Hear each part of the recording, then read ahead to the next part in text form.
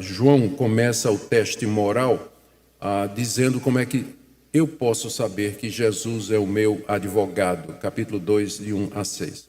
Você pergunta qual é a importância dessa questão. Quando a gente lê o capítulo 2, o início do capítulo 2, a gente percebe a importância do que João está dizendo aqui. João começa dizendo: filhinhos, estas coisas vos escrevo para que não pequeis. Todavia, se alguém pecar, temos advogado junto ao Pai, Jesus Cristo justo. E ele é a propiciação pelos nossos pecados, e não somente pelos nossos próprios, mas ainda pelos do mundo inteiro. João tinha dito no verso 10, no verso anterior, que se dissermos que não temos cometido pecado, fazemos de Deus mentiroso e sua palavra não está em nós. Alguém poderia ler o que João está dizendo e tirar a impressão de que João está dizendo que nós podemos viver uma vida em pecado. E que já que Cristo perdoa, já que Deus nos perdoa em Cristo, pecado é uma coisa irrelevante.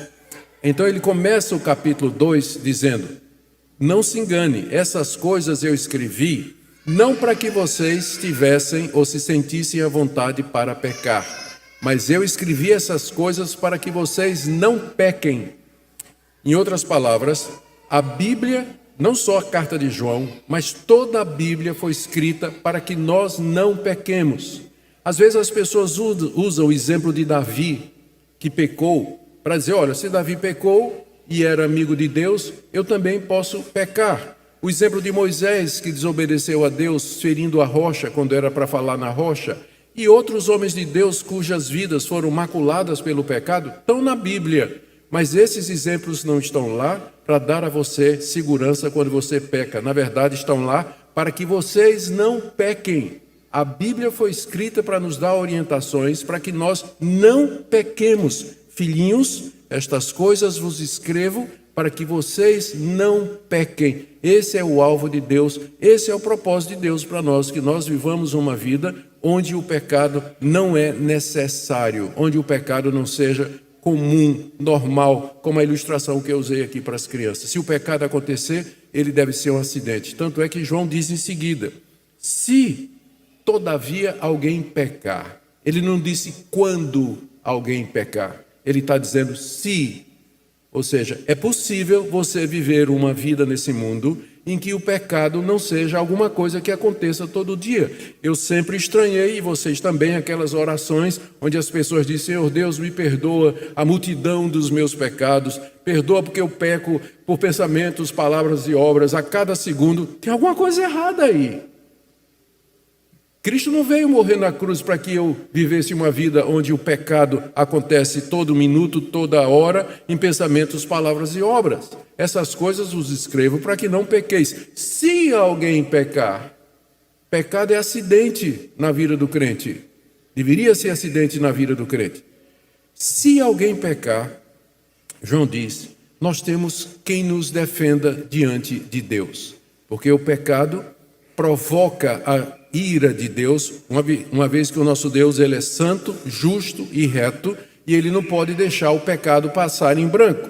Então nós teríamos que ser destruídos pela ira de Deus a cada pecado que nós cometemos. Isso não acontece porque nós temos um defensor, como é dito aqui no final do verso 1. Se alguém pecar, temos um advogado junto ao Pai, Jesus Cristo, o justo.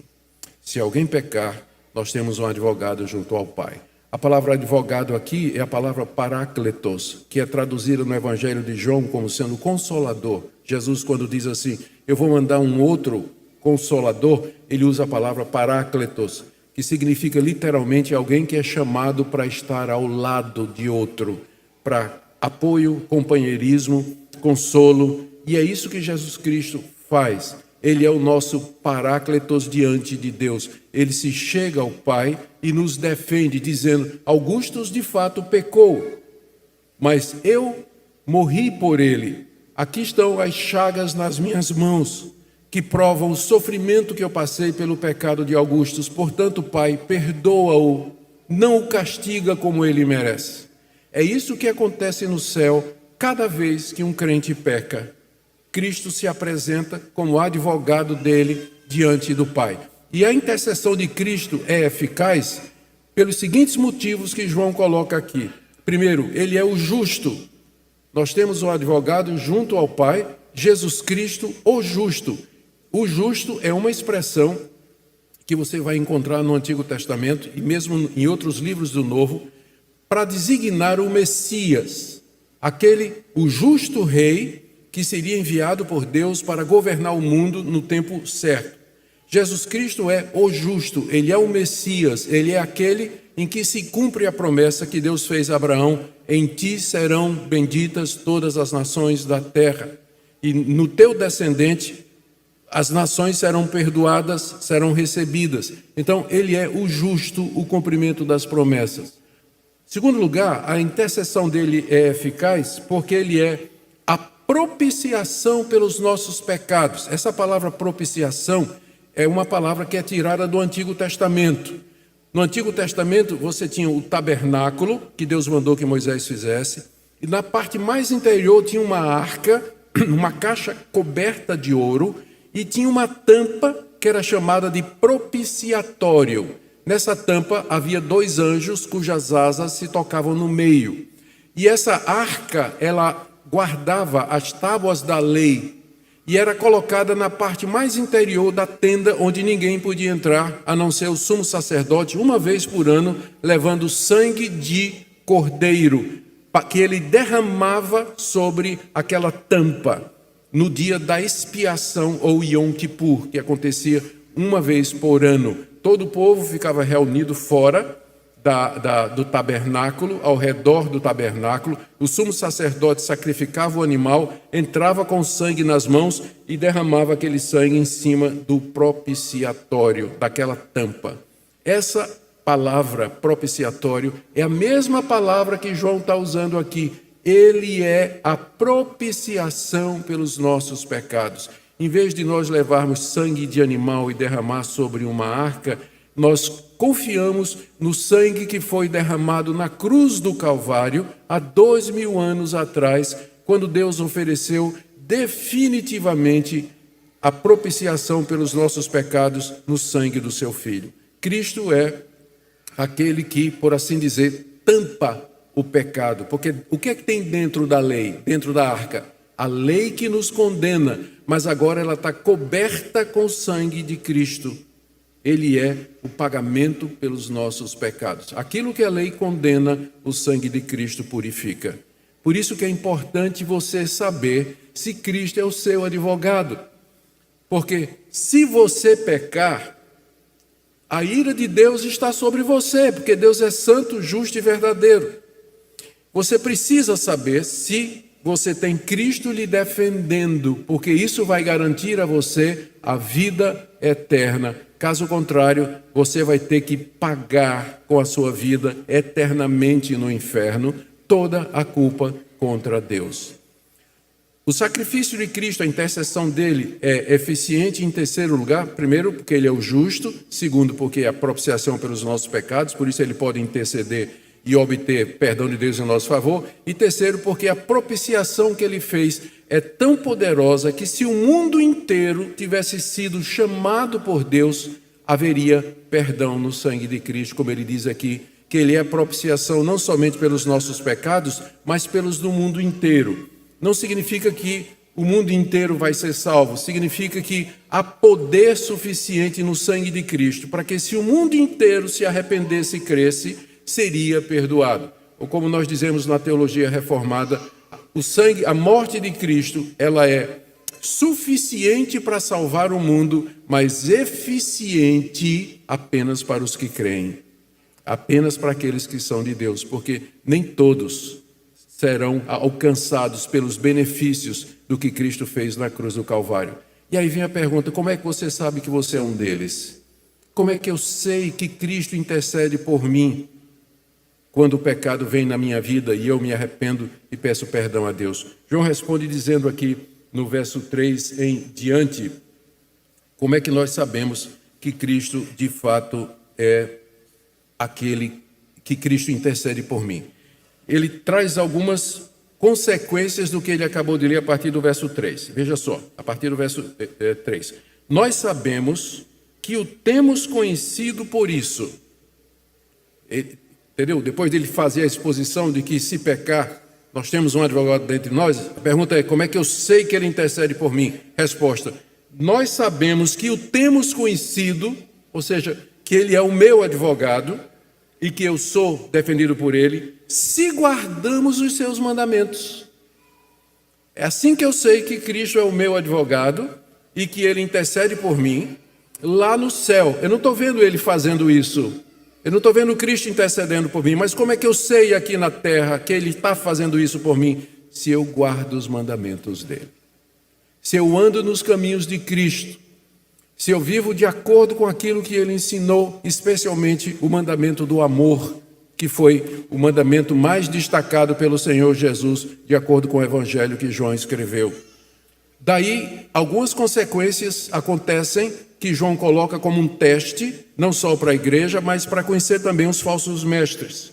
Aquele que diz, estou no verso 4, eu o conheço e não guardo os seus mandamentos, é mentiroso e nele não está a verdade.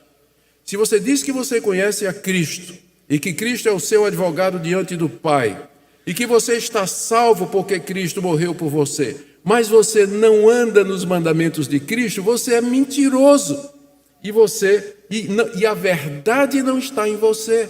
E como consequência você vai sofrer a penalidade dos seus pecados, porque Cristo não está advogando em seu favor. Se tivesse advogando em seu favor, você estaria andando nos mandamentos dele.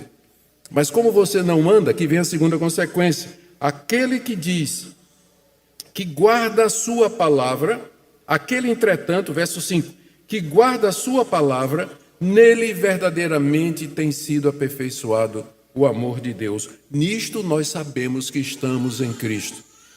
Se você guarda a palavra de Cristo, João diz aqui, verdadeiramente em você tem sido aperfeiçoado o amor de Deus.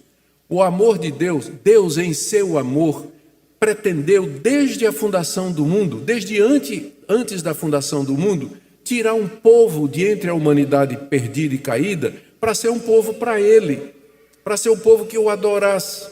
E nisso está o amor de Deus, que mandou seu Filho como propiciação para resgatar esse povo. Se você anda nos caminhos de Cristo, se você obedece a Deus, esse plano amoroso de Deus verdadeiramente tem sido aperfeiçoado na sua vida.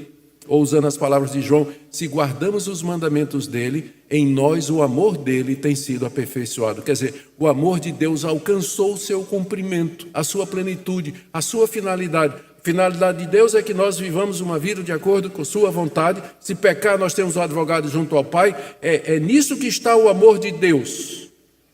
Não está em bens materiais, embora ele possa fazer isso, prosperidade financeira, embora ele possa fazer isso, mas a expressão maior do amor de Deus é quando ele resgata pecadores como você e como eu, por causa da intercessão do seu Filho Jesus Cristo, que é o pagamento pelos nossos pecados.